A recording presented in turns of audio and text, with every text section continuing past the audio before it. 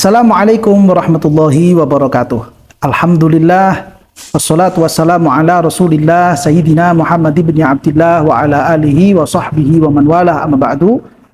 Para pemirsa, para pengikut dan para pecinta channel YouTube MZT Malang Raya, alhamdulillah kita bisa melanjutkan kajian kita, yang mana kajian dan pembahasan kita pada kesempatan kali ini masih melanjutkan tentang beberapa persyaratan terkait dengan rukun-rukun dari zihar.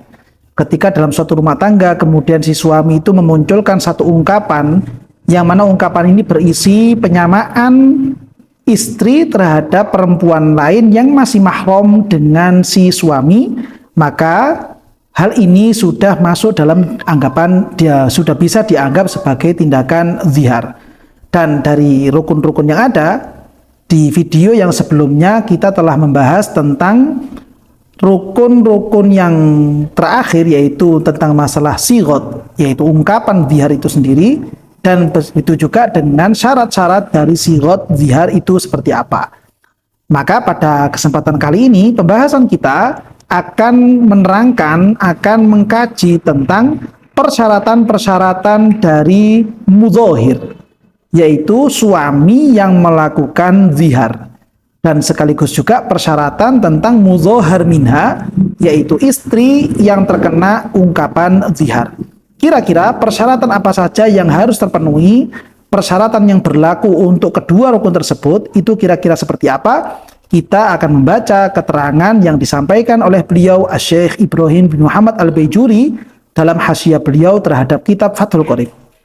Dalam hal ini beliau Syekh Ibrahim bin Muhammad Al-Baijuri memberikan pernyataan wa syurita fil mudzohiri kaunuhu zaujan yasihhu talaquhu, yaitu disyaratkan dalam suami yang melakukan zihar, dia haruslah suami yang masih sah sebagai seorang suami, dan juga dia seandainya melakukan talak, maka talaknya juga sah. Artinya berarti ketika ada seorang suami yang dia itu tidak sah untuk melakukan talak, karena mungkin dia itu suami yang terkena penyakit gila, suami yang dalam keadaan stres, suami yang dia itu masih dalam kondisi sobi atau masih anak-anak, maka ketika mereka semuanya tidak sah untuk melakukan talak, maka sekaligus juga dia tidak sah untuk melakukan zihar. Dalam masalah zihar ini ada sedikit perbedaan dengan masalah ila. Kalau dalam masalah ila, selain disyaratkan suami yang sah untuk melakukan talak, juga disyaratkan si suami ini memiliki kemampuan untuk melakukan wata' dengan si istri. Si suami masih mampu untuk melakukan hubungan badan dengan si istri. Namun dalam masalah zihar, si suami tidak harus memiliki kemampuan untuk melakukan wati' dengan si istri. Sehingga walaupun misalkan si suami ini dalam masalah zihar dia merupakan suami yang tidak bisa melakukan wati', dia sudah tidak mampu lagi untuk melakukan hubungan badan, namun dia masih sah untuk melakukan talak, maka seandainya dia memunculkan ungkapan-ungkapan zihar, maka ziharnya tetap dianggap sah. Ini sedikit perbedaan antara zihar dengan masalah ila. Beliau Syekh Ibrahim bin Muhammad Al-Baijuri memberikan keterangan lanjutan, fala yasihu min ghairi zaujin min ajnabiyyin wa innakaha man dhahara minha. Maka seandainya ungkapan zihar itu muncul dari seorang laki-laki yang bukan suami, artinya dia itu mungkin misalkan si laki-laki ini masih akan menikahi si perempuan. Jadi setelah si laki-laki dengan perempuan ini sudah melakukan khitbah, sudah melakukan lamaran, namun belum sampai pada proses akdun nikah, lalu kemudian si laki-laki ini mengatakan kepada calon istrinya dengan perkataan, kamu itu kalau saya lihat-lihat mata kamu mirip dengan mata ibu saya, misalkan seperti itu. Maka ungkapan si laki-laki kepada calon istrinya ini masih belum bisa dianggap sebagai zihar, walaupun di beberapa waktu berikutnya si laki-laki ini menikah dengan perempuan tersebut. Kenapa demikian? Karena saat dia memunculkan ungkapan tersebut, si suami ini si laki-laki itu masih belum berstatus suami terhadap perempuan yang dia ajak bicara. Begitu juga misalkan yang mengatakan itu adalah dari pihak lain. Artinya misalkan ada suami istri yang kebetulan si suami itu punya teman, lalu temannya ini menyamakan kepada si istri temannya ini.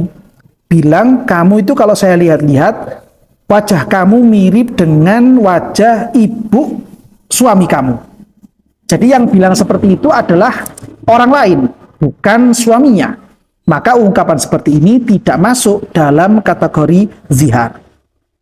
Berikutnya kemudian, Asy-Syaikh Ibrahim bin Muhammad Al-Baijuri juga memberikan keterangan, wala yasihu aidon min sobiyin wa majnunin wa mukrohin.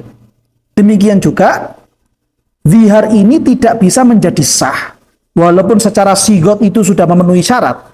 Ketika yang memunculkan ungkapan sigot zihar ini dari seorang suami yang dalam kondisi majnun, dalam keadaan gila, dalam keadaan tidak waras akal. Jika memang yang munculnya ungkapan ini dari seorang suami yang seperti itu, maka ungkapan ini tidak bisa dianggap sebagai zihar. Atau misalkan ungkapan penyamaan istri dengan perempuan lain yang masih mahram dengan suaminya ini adalah muncul dari seorang suami yang masih dalam usia anak-anak. Jadi misalkan ada seorang laki-laki yang dia itu masih anak-anak, belum masuk pada masa-masa balik, lalu kemudian oleh orang tuanya dinikahkan dengan perempuan yang juga masih sobiyah, masih anak-anak juga. Lalu kemudian si suami ini bilang kepada istrinya, setelah mereka akad nikah, si suami bilang kepada istrinya, kamu itu sebenarnya mirip, wajah kamu mirip dengan ibu saya, misalkan seperti itu. Maka ungkapan seperti ini tidak masuk dalam kategori zihar, karena memang si suami masih dalam kondisi anak-anak. Atau misalkan si suami ini sudah bukan lagi dalam kondisi anak-anak, dia sudah menjadi orang dewasa, sudah balik. Namun dia ketika memunculkan ungkapan zihar itu ada tekanan dari pihak lain, ada paksaan dari pihak lain yang mengancam dirinya harus memunculkan ungkapan-ungkapan zihar kepada si istri, dan sambil diiringi dengan ancaman-ancaman yang memang ancaman itu sangat mungkin terjadi kepada si laki-laki dan bisa menyebabkan bahaya atau celaka kepada pihak laki-laki yang menjadi seorang suami.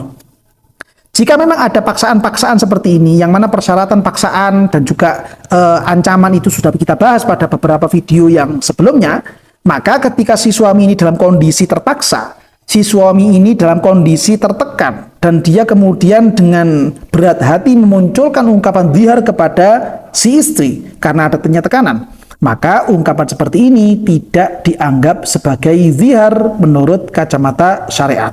Walaupun bentuk ungkapan, bentuk redaksi yang dimunculkan itu sudah memenuhi syarat dari persyaratan-persyaratan sigot dalam masalah zihar.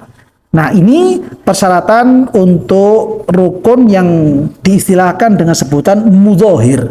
Yang mana mudzohir ini maksudnya adalah si zauj atau si suami. Berikutnya kemudian, dari beberapa rukun yang ada, juga harus ada rukun yang namanya mudzohar minha. Yang dimaksud dengan mudzohar minha adalah si istri. Si istri ini juga harus ada. Dalam kasus masalah zihar ini dia harus ada, walaupun mungkin saat itu dia tidak menjadi mukhotobnya, tidak menjadi pihak yang diajak bicara. Nah, dalam masalah rukun yang seperti ini ada beberapa persyaratan yang harus terpenuhi juga. Sebagaimana itu juga diterangkan oleh beliau Asy-Syaikh Ibrahim bin Muhammad Al-Baijuri dalam kitab beliau. Beliau menyatakan wa syurito fil mudzohari minha kaunuha zaujatan walau raja'iyatan. Disyaratkan bagi rukun yang mudzohar minha, yaitu adalah si istri, si perempuan ini betul-betul seorang istri kepada laki-laki yang memunculkan ungkapan-ungkapan zihar. Walau raja'iyatan, walaupun si istri ini kondisinya dia baru saja ditalak pertama kali oleh si suami atau talak yang kedua oleh si suami dan dia masih dalam masa iddah. Artinya dia dalam kondisi rojaiyah, istri yang masih sah untuk dilakukan rujuk. Ketika kondisi yang perempuan itu seperti itu, dia masih berstatus istri kepada si laki-laki, atau sudah tertalak 1-2 namun dalam masa-masa iddah. Lalu kok kemudian si suami itu memunculkan ungkapan kepada istrinya ini, menyamakan anggota tubuh si istri itu dengan anggota tubuh perempuan lain yang masih mahram dengan si suami, maka sah sebagai bentuk ungkapan zihar. Karena persyaratan dari mudhahir, persyaratan dari si suami, begitu juga persyaratan dalam mudhahar minha, dan juga persyaratan dalam sigotnya sudah terpenuhi semuanya. Tinggal nanti ditinjau kira-kira apakah persyaratan dalam musyabbah bih, yaitu rukun yang nanti akan kita bahas pada video yang berikutnya, apakah sudah terpenuhi atau masih belum terpenuhi. Ini yang penting untuk diperhatikan.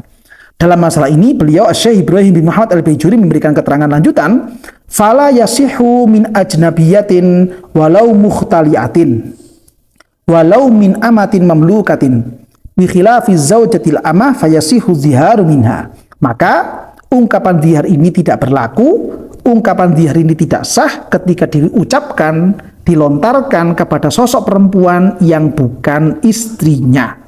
Si laki-laki mengatakan kamu atau muka kamu, wajah kamu, mata kamu, hidung kamu mirip dengan wajah ibu saya, atau hidung ibu saya, atau mata ibu saya, atau telinga ibu saya.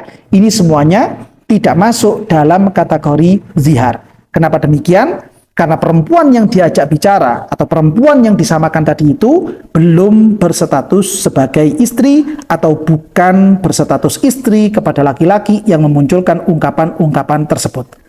Demikian juga dalam masalah ini, seandainya ungkapan zihar itu muncul dari si perempuan, artinya si perempuan itu sendiri yang memunculkan ungkapan penyamaan.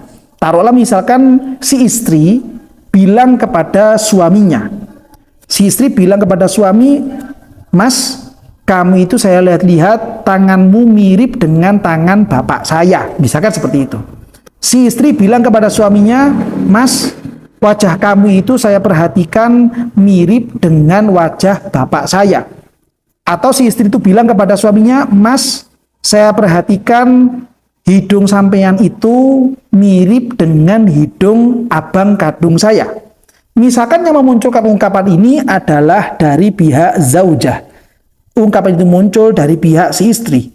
Maka ketika ungkapannya itu muncul dari pihak si istri, ini tidak termasuk dalam masalah zihar.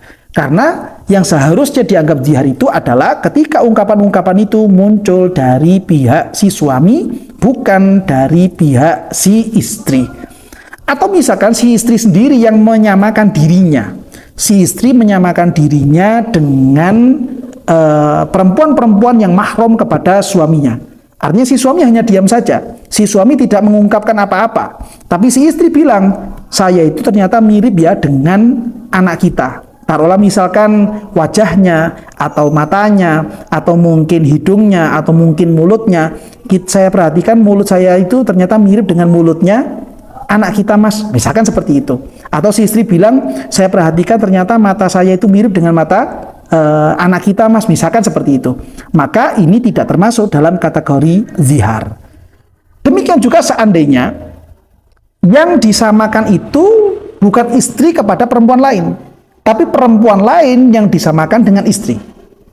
Misalkan si suami bilang, saya lihat anak kita ini matanya mirip dengan mata kamu. Artinya yang disamakan atau yang diistilahkan dengan musyabbah itu adalah si anaknya. Anaknya yang kemudian dianggap mirip dengan si istri. Si istri posisinya sebagai musyabbah bih. Maka yang seperti ini juga tidak termasuk sebagai bentuk zihar. Dan ini merupakan beberapa persyaratan yang berlaku, persyaratan yang harus terpenuhi bagi pihak mudhahir atau pihak mudhahar minha. Ketika syarat-syarat ini semuanya terpenuhi, maka ungkapan itu sah sebagai bentuk zihar. Untuk persyaratan berikutnya tentang persyaratan kepada musyabbah bih, maka ini insya Allah akan kita bahas pada video yang berikutnya, sehingga mudah-mudahan kita semuanya senantiasa diberikan kesehatan oleh Allah Ta'ala, dan mudah-mudahan urusan-urusan kita senantiasa diberikan kemudahan, kita dan keluarga kita mudah-mudahan senantiasa dijaga oleh Allah Subhanahu wa taala dari segala macam perbuatan-perbuatan yang tidak baik, dari perbuatan-perbuatan yang mengundang murka Allah taala, sehingga mudah-mudahan semua tindakan-tindakan kita, keluarga kita, anak-anak kita merupakan tindakan-tindakan yang bisa mengundang ridho dari Allah Subhanahu wa taala dan bisa menyenangkan hati kekasih kita, idola kita, bintang kita, kekasih kita, baginda Nabi besar Muhammad sallallahu alaihi wasallam. Amin ya rabbal alamin.